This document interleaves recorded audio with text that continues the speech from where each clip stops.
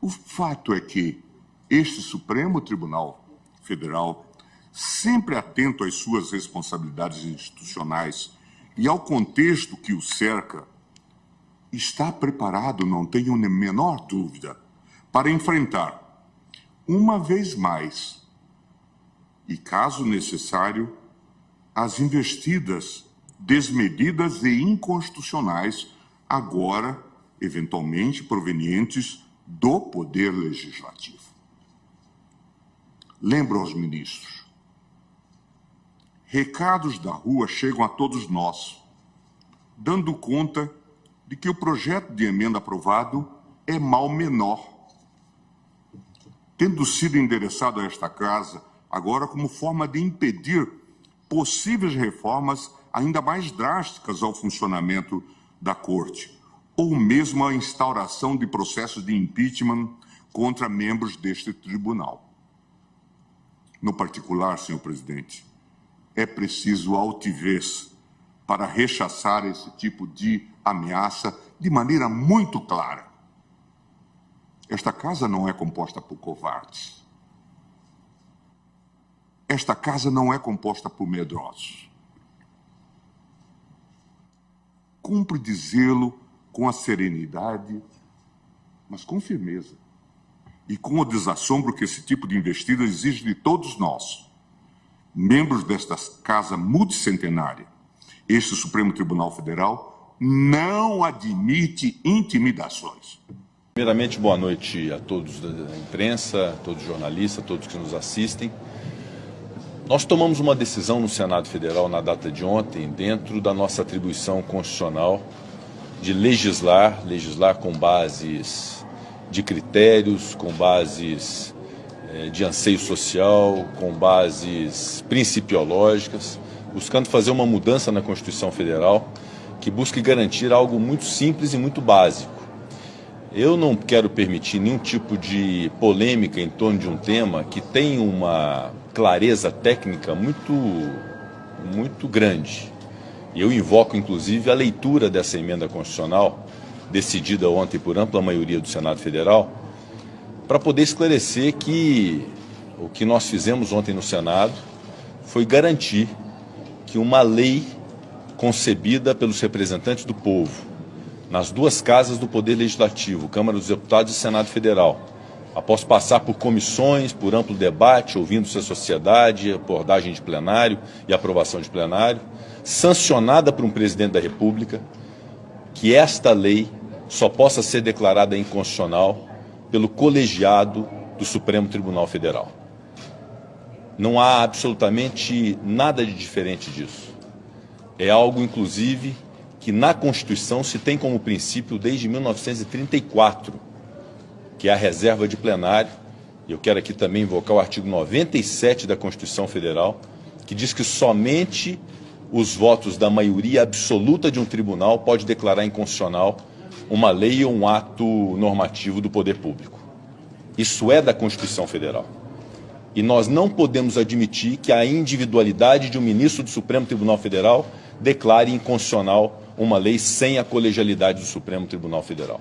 Portanto, eu não admito que se queira politizar e gerar um problema institucional em torno de um tema que foi debatido com a maior clareza possível, que não constitui nenhum tipo de enfrentamento, nenhum tipo de retaliação, e nós jamais nos permitiríamos a fazer isso, porque é algo puramente técnico de aprimoramento da justiça do nosso país, que vai ao encontro de um princípio constitucional que deveria ser aplicado no Brasil e que não é. Que é esse princípio que somente a maioria absoluta de um tribunal é que pode declarar a inconstitucionalidade de uma lei.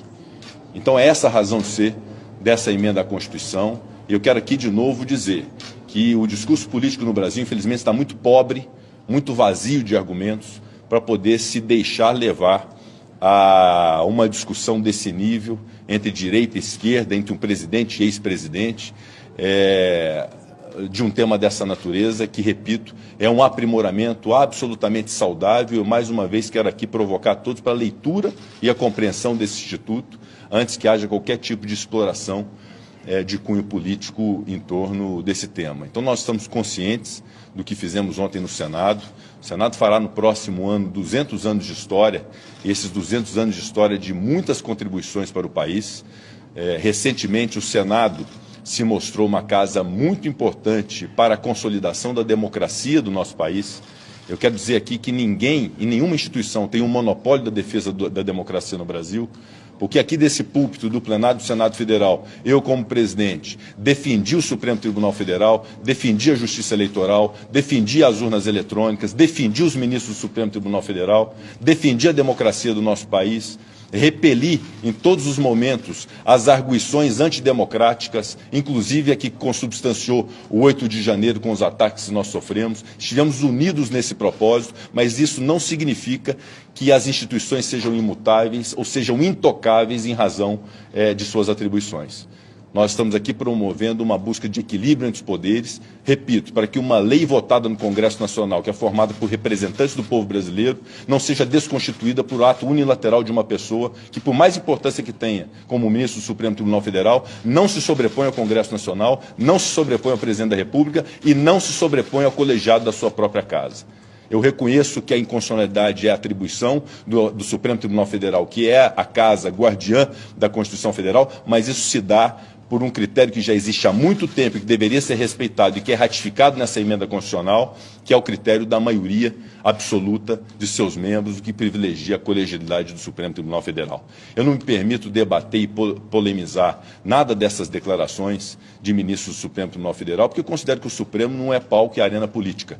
É uma casa que deve ser respeitada pelo povo brasileiro, eu sempre propugnei por isso, que se respeite o Supremo Tribunal Federal, que dá a palavra final sobre conflitos sociais, sobre conflitos jurídicos que são levados a ele para poder decidir. Então é uma casa que deve julgar, que deve aplicar a justiça, que deve aplicar a Constituição e que todos os brasileiros devem confiar. Então não me permito fazer um debate político, tampouco receber agressões que gratuitamente eu recebi por membros do Supremo Tribunal Federal em razão de um papel constitucional que eu cumpri de buscar aprimorar a justiça do nosso país através dessa emenda à Constituição.